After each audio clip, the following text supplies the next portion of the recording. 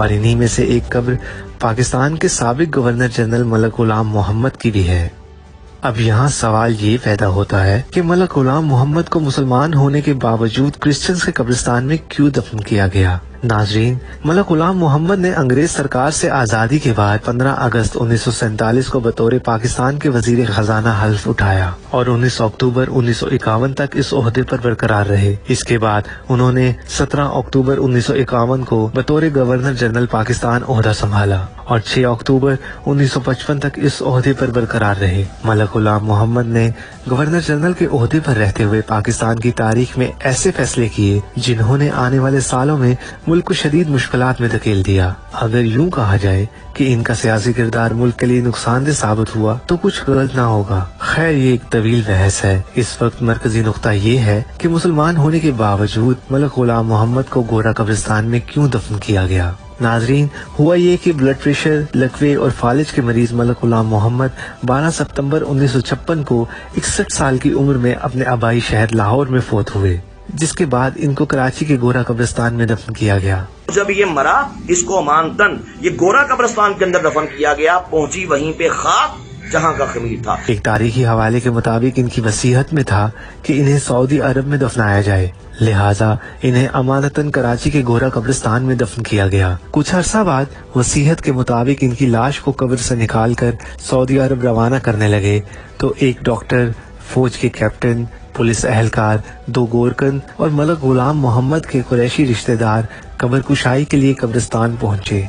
गोरकन ने जैसे ही कब्र खोदी और तख्ते हटाए तो ताबूत के गिर्द एक सांप चक्कर लगाता दिखाई दिया। गोरकन ने लाठी से इस सांप को मारने की कोशिश की मगर वो हर वार से बच गया। पुलिस के सब इंस्पेक्टर ने अपनी पिस्तौल से 6 गोलियां दाग दी मगर सांप को एक भी गोली न लगी। डॉक्टर की हदायत पर एक जहरीले स्प्रे का छिड़काव करके कब्र आर्जी तौर पर बंद कर दी गई।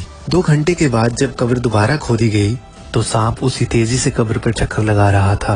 चुनाचे बाहमी सलाह मशवरे के बाद कब्र को बंद कर दिया गया और अगले दिन एक मशहूर अखबार में छोटी सी खबर शाया हुई जो कुछ यूं थी कि साबिक गवर्नर जनरल पाकिस्तान मलक गुलाम मोहम्मद की लाश सऊदी अरब नहीं ले जाई जा सकी और वो अब कराची में ही दफन रहेगी।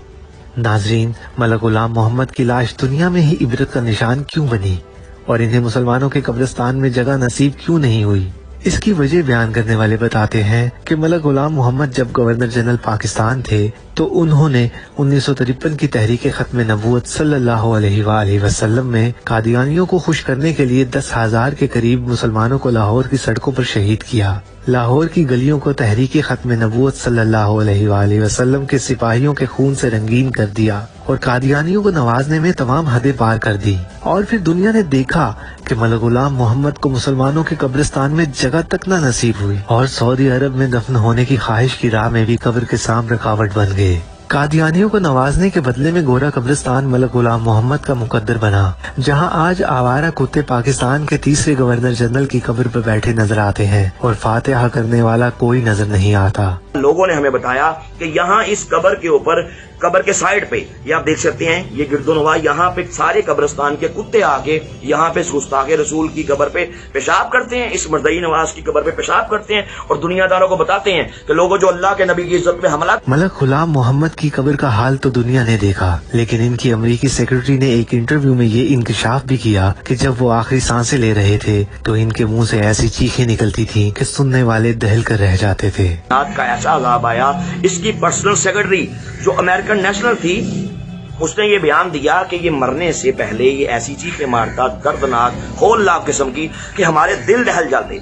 और जब ये मरा, इसके मुंह से और नीचे से दोनों रास्तों से नाजरीन गलाजत जारी थी। ये अल्लाह का इस बदबख्त पे, इस गुस्ताखे रसूल पे, मर्दई नवाज पे अजाब आया। नाजरीन, पाकिस्तान के तीसरे गवर्नर जनरल का इबरतनाक अंजाम आज के हुक्मरानों के लिए भी सबक है जो गाहे बगाहे कादियानियों को नवाजने की कोशिश करते रहते हैं। अल्लाह अज़्ज़ वजल उम्मत मुसलमान को तमाम फितनों से महफूज फरमाए और फितना फैलाने वालों और इनके मददगारों को निस्त नाबूद फरमाए। आमीन।